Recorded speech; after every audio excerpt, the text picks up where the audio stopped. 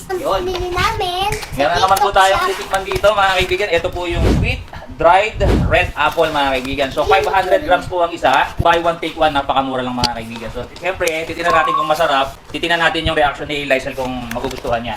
Kung masarap nga ba. So ito po siya. Red dried sweet apple. Dali ka. Ito. Ito na siya. So ito siya. Ay, nag-tube. Ito mo. Huwag ka ng kamay mo. Huwag ka tapos. Daddy, hindi ko makuha.